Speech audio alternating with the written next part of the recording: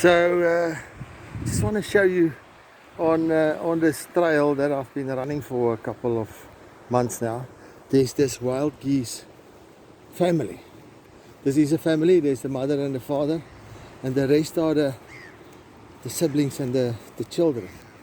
But they grew from a very large family to only these 6, and due to the natural habitat and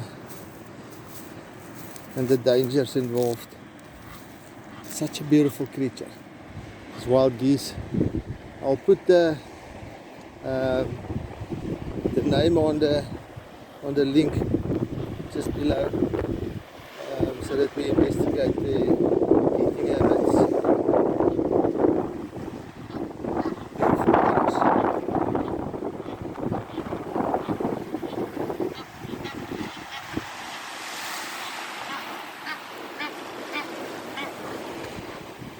And they'll always stay in a group like this.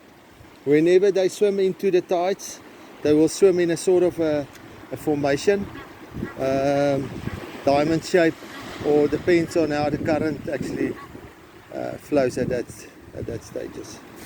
These ones just not need to get left behind. There you go. So the family is back in tour. Yeah, awesome day. CMAN Africa, please subscribe.